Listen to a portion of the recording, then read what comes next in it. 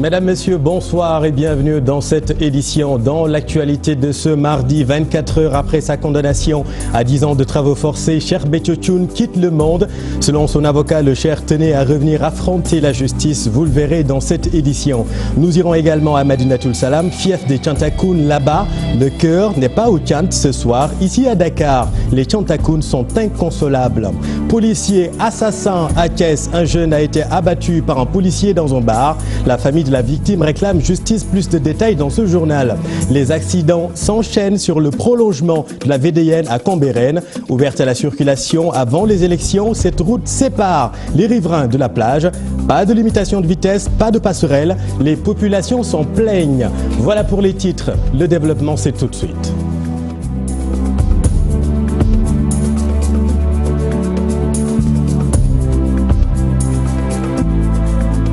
C'est l'information du jour, le décès de Cheikh Béthio Thioune, 24 heures après sa condamnation à 10 ans de travaux forcés. Son avocat, Maître Ousmane Seye, lui-même sous le choc, appelle les Sénégalais à une introspection collective. Selon lui, le Cheikh voulait revenir à Dakar pour se battre avec la justice. Ce soir, la robe noire en un gros sur le cœur. Et pour ceux qui savaient que le Cheikh était malade, peut-être ce ne serait pas très surprenant. Et quand moi j'étais devant le tribunal pour déposer un dossier médical du Cheikh, je savais que le Cheikh était très malade. Mais ce que je déplore, c'est l'attitude de beaucoup de Sénégalais. Cette absence de confiance mutuelle entre les Sénégalais. Chaque Sénégalais suspecte l'autre. Cette absence de générosité et de solidarité. Parce que j'ai remarqué que beaucoup de personnes ne croyaient pas à la maladie du Cheikh et diabolisaient même sa maladie. Et beaucoup de personnes souhaitaient le voir en prison et ne s'intéressaient pas au dossier ou bien ne savaient pas ce qu'il y avait exactement dans le dossier, que je ne vois pas sur quoi le tribunal s'est fondé pour condamner le Cheikh à 10 ans de travaux forcés. Et le Cheikh l'a réfuté. Il voulait venir faire face à la justice de son pays, prouver son innocence. Et je sais que s'il venait et que le procès serait repris, s'il est défendu, le tribunal la quitterait. Quelques heures après l'annonce de la disparition de Cheikh Béthio Thioune, les talibés ont enflué vers sa maison à Mermoz. C'est là-bas que se tenaient les traditionnelles cérémonies de Tiant. Ce soir, là-bas également, le cœur n'est pas au Tiant. Nos reporters sont allés sur place. Mohamed Samb, Modou Diop. Mermoz, domicile de Cheikh Béthio Thioune, c'est le calme plat. Les disciples du Cheikh attristés.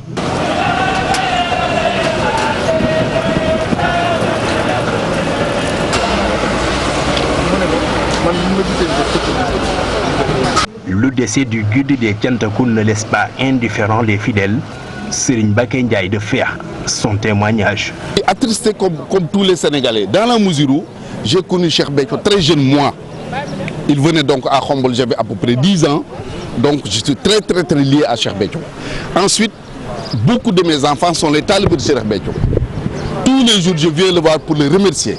Parce que certains de mes enfants, pour ne pas dire tous, ont appris les khassaïs de Serigne Touba chez Cheikh Béthio. C'est une perte énorme pour la nation sénégalaise. Mais nous sommes des croyants.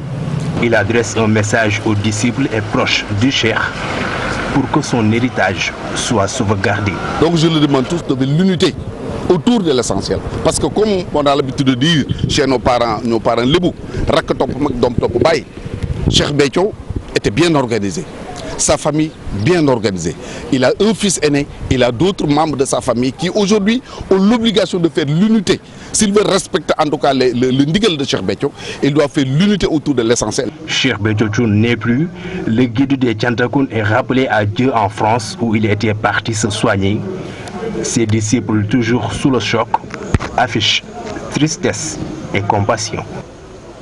Merci beaucoup Mohamed. Alors maintenant à Mbour, là-bas où il y a eu lieu le procès de Cheikh Béthio Thioune au tribunal grande instance de Mbour. Allons précisément à Madinatoul Salam retrouver notre reporter Abdourahmane Diallo. Bonsoir. Abdourahmane. Oui, Serif. Oui, là-bas également, la disparition du Cheikh a fait l'effet d'une bombe à Madinatoul Salam. Oui, Chérif, je viens juste de quitter la maison mortuaire à Medinatoul Salam. Il faut dire qu'elle était remplie de Tchantakoun. Dès l'annonce du décès du cheikh, les voisins talibés se sont donné rendez-vous là-bas. Des personnes qui pleuraient à chaudes larmes, mais il a fallu l'intervention d'un des disciples qui a demandé aux talibés d'arrêter les pleurs et de prier pour leur défunt. Il y a aussi les deux épouses du cheikh qui étaient sorties pour recevoir les condoléances des Tchantakoun. À notre départ, Aïda Diallo et Dekepen venaient de rentrer dans les appartements du cheikh. Les Tchantakoun attendent toujours et de l'autre côté, il y avait des personnes qui récitaient des hassad. Donc il faut aussi dire que la gendarmerie a mis en place un dispositif sécuritaire sur place car plusieurs Tchantakoun sont attendus à Madinatou Salam. Il y a aussi un dispositif sécuritaire impressionnant au niveau de la prison de Mbour car selon nos sources, à l'annonce du décès du cheikh, certains de ses disciples qui sont actuellement en prison étaient en train de cogner les murs parce qu'ils sont touchés par ce choc. Merci beaucoup Abdourahmane Diallo. Nous y reviendrons sans doute dans nos prochaines éditions. Le décès a eu lieu en France. Nous suivons tout cela pour vous, chers téléspectateurs. Babacar Sy, c'est le nom de ce jeune homme assassiné par un policier à Thiès. Babacar était le fils de l'imam de la grande mosquée de Thiali, un quartier à Thiès. Il a été inhumé au cimetière de Diakhao. Le policier tueur, quant à lui, a été arrêté. Voyons tout cela avec Cheikh Anta Diop et Seyla Tir. Babacar Sy, fils de l'imam de la grande mosquée de Thiali à Thiès, a été tué par un policier Albert John. Il détenait par devers lui une arme de service. Le drame s'est produit dans un bar au quartier Thiali de Thiès. Un des amis de la victime, témoin des faits, nous explique.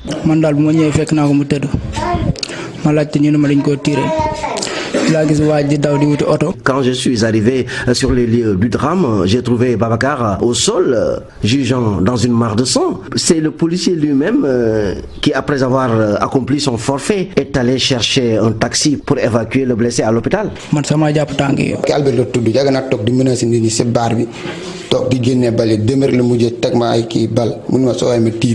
Il est coutumier des faits. Le mis en cause, il a l'habitude de menacer les gens avec son arme à feu. Nous nous sommes rendus à la maison mortuaire. C'est l'émoi et la tristesse.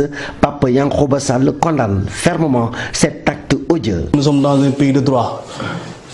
Le pays de droit doit se réclamer tel. Le policier a sacrifié la vie de ce jeune homme qui n'a même pas 25 ans. Vraiment, c'est un jeune, même pas 25 ans d'âge, il a sacrifié sa vie comme ça. Le mis en cause, Albert John, en service au camp Michel Legrand, selon certaines indiscrétions, est en garde à vue au commissariat central de Thiès. Il sera certainement déféré au parquet dans les prochaines heures.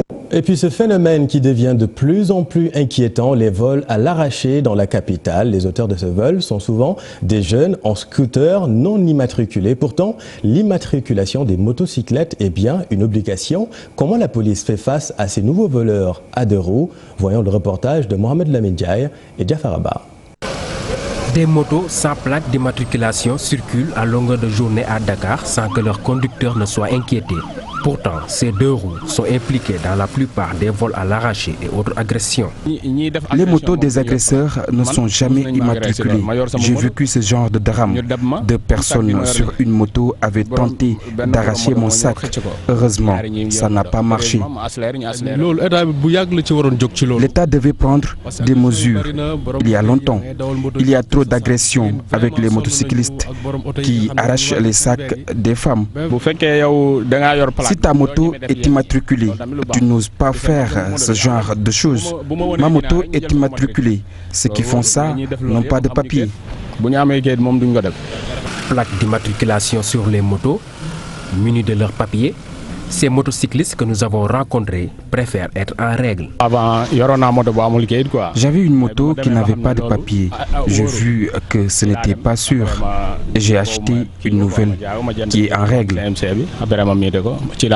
Les policiers m'arrêtent, les ASP m'arrêtent, ils me demandent mes pièces. Je fais sortir mon assurance et ma carte grise et puis mon permis de conduire et puis ils me laissent partir. Quand la moto est immatriculée et que tu as ta casque, tu n'auras pas de problème avec les forces de l'ordre. Devenu courant, le vol à l'arraché est un véritable phénomène de société. Les autorités comptent renforcer les mesures déjà prises pour lutter contre ce fléau, même si ce n'est pas une première. On en vient à cette gravissime affaire à l'usine de Senchim, la menace d'explosion de 500 tonnes de déchets toxiques stockés à l'usine dans des fûts fortement dégradés. C'est une catastrophe qui dort. Située à Thiaroye, dans la banlieue de Dakar, l'usine avait arrêté sa production en 2011 avant de fermer définitivement en 2016. La destruction de ces déchets est impossible au Sénégal. Abdou Karim Sall, le ministre de l'Environnement, était à l'usine pour s'enquérir de cette situation inquiétante. Le problème ne se pose pas en termes de délocalisation. Aujourd'hui, l'usine ne fonctionne plus.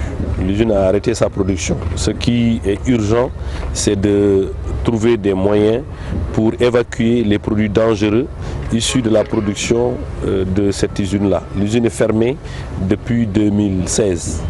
Il n'y a plus d'employés ici, mais le stock de déchets est encore sur site. Qu'on est venu voir, échanger avec les responsables de l'usine pour que des dispositions soient prises le plus rapidement possible pour que ces déchets soient très loin des populations. Pour ce qui concerne le traitement de ces déchets, selon les informations que nous avons reçues, ces déchets ne peuvent pas être traités ici au Sénégal. Il faut naturellement et forcément les transporter hors du pays dans des endroits capables de prendre en charge l'incinération de ces produits dangereux qui doivent être incinérés à très haute température.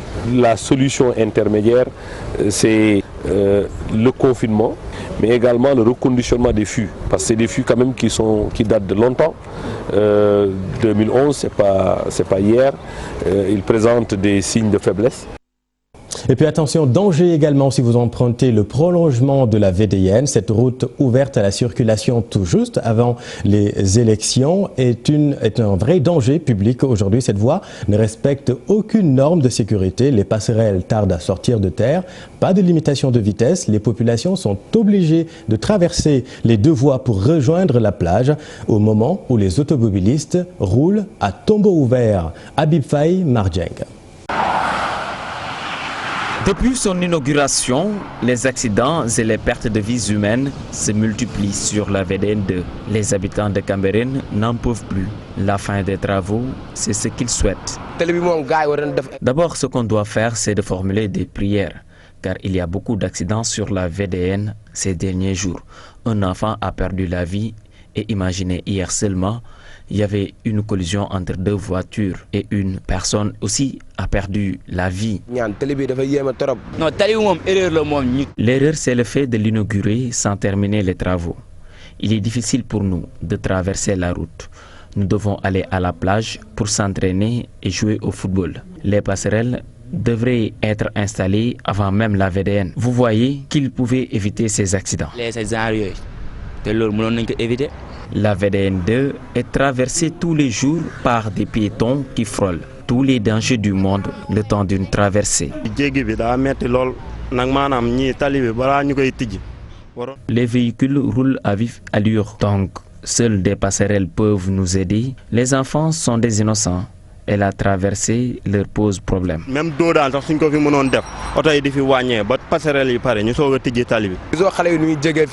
regarde comment ils traversent, ce n'est pas bon. Quand je reste ici à les regarder, ça me fait très mal. Des passerelles rapprochées pour éviter les accidents doivent être installées pour protéger les enfants du danger qui les guette. Vers 18 h, c'est invivable. Les véhicules roulent vraiment à pas de tortue parce qu'il n'y a qu'une seule entrée, il n'y a qu'une seule sortie. Donc fermer maintenant la VDN, que les véhicules ne passent pas, ce serait l'enfer, surtout au niveau de Cambérène. Moi je pense qu'il faut mettre les bonhommes de route. Solution est lenn la tali bii nii ñu ut maanaam nuñ ko baaree ba oto yi di xool ni ñuy dawee nank ba passerelle yi pare nañ ñun tamit fii lañ dëkk te géej gi moom mooy suñu wéetalkaay si la ñuy dem di football ak lépp. Le mieux mooy bu ñu yàqamti quoi ñu tey def nànk jéegi mais erreur la si nuñ ko teelee inauguré nii. dañu war a def grillage. Des grillages sont aussi des issues de secours pour protéger les populations contre les accidents. Ces populations ont la paresse d'emprunter les passerelles pour traverser. En cas d'accident, la lenteur des soldats du feu est fustigée par les populations qui s'offusquent de l'ouverture de l'ouvrage avant la fin des travaux.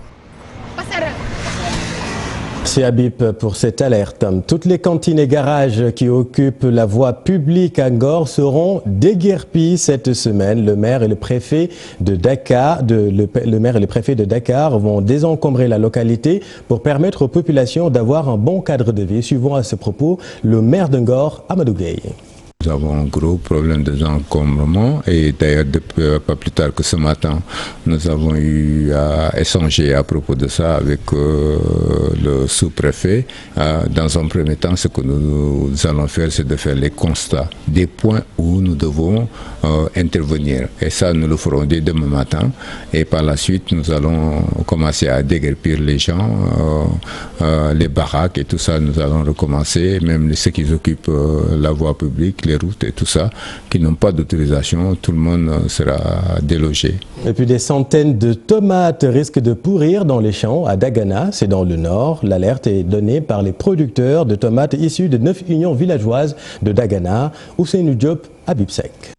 Ils sont des centaines de manifestants issus de 9 sections villageoises du département de Dagana. Ces producteurs de tomates ne savent plus à quel sein se vouer. Des milliers de tonnes de leur production risquent de pourrir dans les champs. L'Union de Dagana a contracté un crédit de 225 millions pour la campagne saison froide 2019. Mais se heurte à de véritables et graves problèmes. Non-respect du contrat de la part des industriels, ce qui a entraîné une pire perte de la première récolte, faute de moyens d'évacuation. Dans le département de Dagana, les producteurs de tomates réclament aussi des assises de la filière. Selon eux, le prix de la tomate est fixé à 51,5 francs CFA depuis plus de 20 ans. À cela s'ajoutent les dettes estimées à plusieurs centaines de millions contractées dans plusieurs banques. Le prix de la tomate est de 51,5. Même on peut dire que Ripas sous-produits ne coûte pas 51,5. C'est un sous-produit. Donc nous déclarons cette injustice. Dans le département de Dagana, les producteurs de tomates ont aussi mis en garde l'État du Sénégal et l'invitent à protéger les producteurs du Wallo. Tous ces manquements constituent un goulot d'étranglement des producteurs qui seuls subiront les conséquences.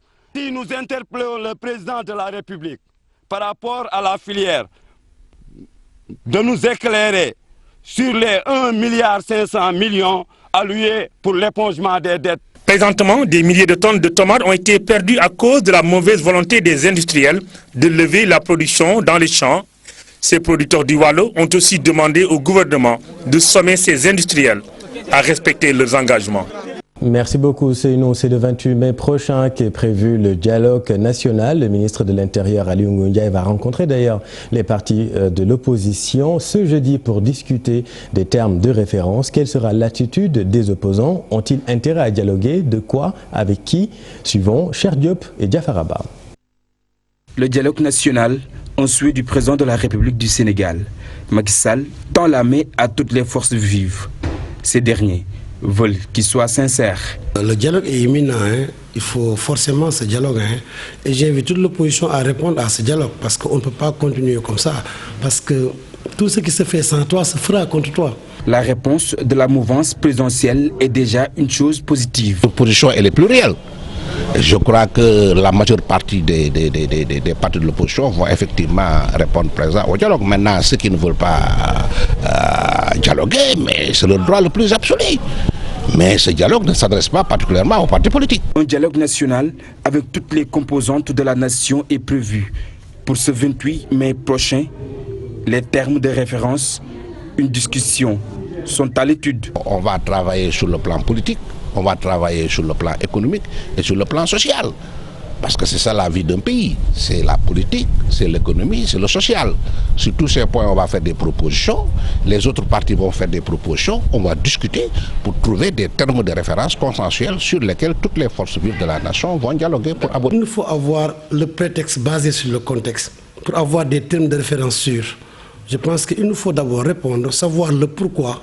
Si c'est quelque chose d'intérêt national ou c'est quelque chose de simplement politique. Le Front de résistance nationale va étudier la question. Ainsi, une interrogation s'impose, à savoir si tous les membres de l'opposition vont répondre favorablement à l'appel du chef de l'État. Oui, merci cher. Ce qui est sûr en tout cas, c'est qu'il n'existe pas vraiment de contre-pouvoir actuellement au Sénégal. Le camp présidentiel passe presque en force à l'hémicycle comme en dehors. Ni la presse, ni la société civile, encore moins les syndicats ne font trembler le pouvoir. Comment en est-on arrivé là? Nous allons donner la parole à Maître Amadou Ali Kane, membre de la société civile. Il y a peut-être une crise de leadership au sein même de ces contre-pouvoirs. C'est-à-dire qu'avant, on avait des leaders qui étaient charismatiques, des leaders qui avaient une grande capacité de mobilisation. Peut-être qu'aujourd'hui, c'est cela qui n'existe pas, qui fait défaut.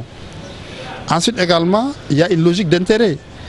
Peut-être qu'aujourd'hui, vous avez également des acteurs qui étaient au sein de ces contre-pouvoirs qui se sont rapprochés des gouvernants, donc, ou qui sont même associés à la gouvernance. Et enfin également, il y a peut-être un problème, on va dire, d'organisation. Les acteurs qui animaient les contre-pouvoirs, qu'il s'agisse des syndicats, qu'il s'agisse des associations de toute nature, qu'il s'agisse de la presse, alors étaient plus efficaces. Les principaux acteurs qui animaient ces contre-pouvoirs puissent se retrouver, faire le diagnostic de la situation et dégager des perspectives. C'est de ce point de vue, j'estime que des assises de la société civile, Guy Marius Sagna, Babacar Diop et Abdourahmane Sow, 3 jeunes engagés pour la démocratie au Sénégal. Ce sont ces 3 personnes arrêtées samedi avant d'être libérées suite à leur manifestation contre le vote du projet de loi portant révision de la Constitution et donc suppression du poste de Premier ministre. Ces 3 personnes refusent de parler d'alternance générationnelle dans le processus démocratique. Ils invitent plutôt les jeunes à s'investir pour l'intérêt de la nation. Portrait croisé signé Ibou Diouf, Pape Songone Baye. Quand on parle de l'équilibre du jeu démocratique, ils sont très en vue. 3 figures de proue devant des milliers de jeunes qui s'activent tous pour une vie démocratique. Un des porte-parole des anti-impérialistes panafricains au Sénégal, un des porte-drapeaux du nationalisme panafricain. Abdourahmane Sow, c'est quelqu'un qui se réfère aux préceptes de l'islam. Ce qui se passe en appelle effectivement à la constance dans l'engagement. Je suis un pur produit du mouvement élèves et étudiants de notre pays. Loin de l'alternance générationnelle, leur mission est d'alerter ou de dénoncer tout ce qui peut entacher la vie démocratique. Il ne s'agit pas d'alternance générationnelle, il s'agit de transformer le Sénégal et donc d'alternatives. Il ne s'agit pas de se particulariser. Nous ne sommes pas les plus valeureux, encore moins les plus courageux. On avait rendez-vous avec l'histoire. Et on a marqué effectivement de notre empreinte ce rendez-vous. La bataille pour la sauvegarde de nos institutions, la bataille pour la sauvegarde de notre démocratie, parce qu'aujourd'hui, il faut défendre la démocratie. Ils le clament tout haut, l'amour pour leur pays, le Sénégal, un point commun qui est comme une motivation. Oui, j'appelle les jeunes à envahir l'espace public, à envahir les partis politiques, à envahir les syndicats. Mais aussi quand ils viennent, ils doivent porter un projet. Mon incapacité, comme d'autres citoyens sénégalais, à rester inerte devant les expressions de l'oppression du peuple sénégalais. Je les remercie de leur générosité. C'est des gens très généreux quand il s'agit quand même de prendre ces risques-là, de porter des combats populaires. Un combat de tous les jours, leur arrestation lors du vote de la loi pour la suppression du poste de Premier ministre est loin de les décourager. Et puis cette fois, c'est bien parti pour tout le monde pour le Ramadan 2019. Justement, comment bien gérer ces dépenses caloriques en cette période? S'abstenir de boire et de manger toute la journée avant de s'empiffrer le soir. Est-ce la bonne solution? Kouba Matelot a quelques conseils pour vous. Le Ramadan, une période pendant laquelle le rythme et les habitudes alimentaires changent. C'est pourquoi, après une journée de jeûne, la rupture ne doit pas être synonyme de repas trop copieux, selon ces diététiciennes. Après une bonne journée de jeûne, les aliments à éviter, c'est les aliments qui sont trop sucrés, les aliments qui sont gras. C'est ces aliments-là qu'il ne faut pas abuser. Comme on a jeûné toute la journée, il faut bien manger le soir, prendre sa portion de viande, poisson, œuf, avec un accompagnement légumes féculents, et après prendre des fruits en dessert. Pendant cette période, l'alternance entre abstinence et excès alimentaire nocturne peut aussi perturber l'organisme. Si après cette consommation-là, on a tendance à prendre trop de jus sucré, boissons sucrées, plus des pâtisseries sucrées, il y en a qui prennent des bouillies de granulés de mil ou bien de maïs sucré encore. Ça fait une consommation, ça fait une surconsommation de sucre. Toutefois, il est conseillé de prendre un repas à l'aube qu'il faut garder le plus équilibré possible. Donc ça peut être du fondé, ça peut être du lard, ça peut être du tchakri, ça peut être du sombi, du roulé, ça peut être du pain. Avec encore une boisson chaude parce que toute la nuit, on était au repos. Donc il faut stimuler les sucs gastriques, prendre un peu de chaud, prendre cette céréale-là. Si on mange un fruit, c'est bien. Boire beaucoup d'eau. Pour garder la forme, il est ainsi conseillé de bien s'hydrater après la rupture, tout en évitant les boissons trop sucrées. Merci Koumba. Le fondé, c'est effectivement stratégique pour le RID, n'est-ce pas? 7 mai 2012, 7 mai 2019, 7 ans déjà que Jules-François Bocandé nous a quittés. Retour sur sa carrière de footballeur, de Casa Sport au FC Metz, en passant par l'équipe nationale partout. Et Samaï a eu du succès. Suivons les explications de Aïssatou Gueiba. Abdoulaye Diaw rendait ainsi hommage à Jules-François Bocandé. C'était en 2012, lors de sa disparition. Jules Bocandé était un lion au cœur, d'enfant de cœur, pour résumer la personnalité de l'homme. Jules-François Bertrand Bocandé, un nom qui reste lié au football sénégalais.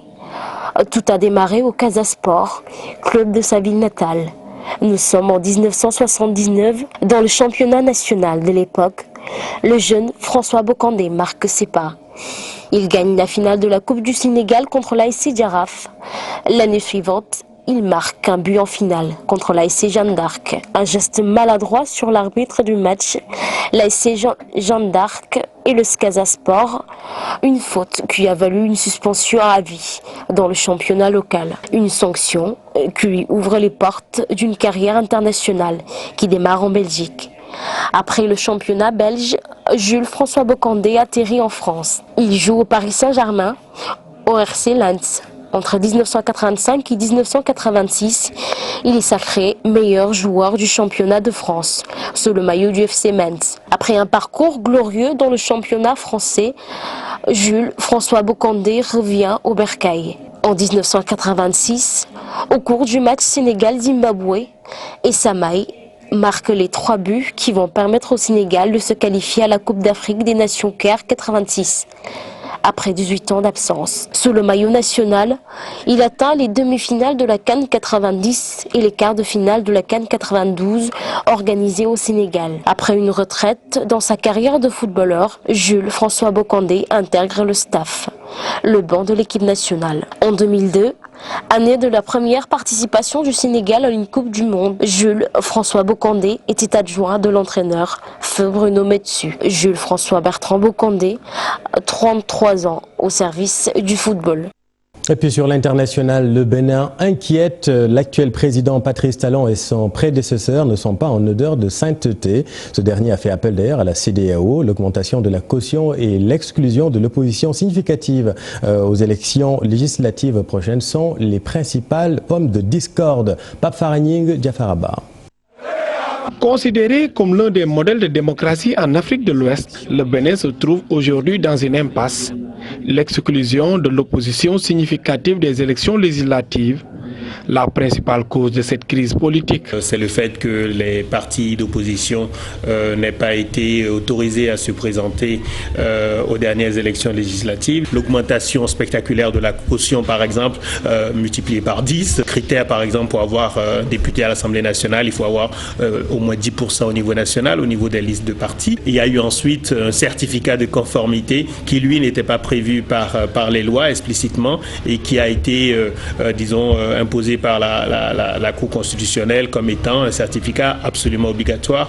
L'analyste politique béninois Jules Yabi s'étonne du comportement du président Patrice Talon, qui préfère gouverner avec un parlement monocolore sans contre-pouvoir. C'est un risque d'avoir un pouvoir politique dans les mains du président, d'avoir aucun contre-pouvoir, puisque l'Assemblée nationale sera totalement disons, du côté du président, mais on a déjà une Cour constitutionnelle qui est aussi dirigée par l'ancien avocat personnel du président Talon. De l'avis de notre interlocuteur, cette situation pourrait déboucher sur un règlement de compte entre l'actuel président et ses prédécesseurs Thomas Yayi Boni. Ce dernier craint pour sa sécurité, d'où son appel à la détresse à l'endroit de la CEDEAO. C'est vrai, il y a une dimension personnelle de cet affrontement entre l'ancien président Boni Yayi et Patrice Talon. Il y a toute une histoire qu'on n'a pas le temps de raconter, mais il y a effectivement clairement un règlement de compte personnel. Même si le calme revient, les violences post-électorales ont fait 2 morts.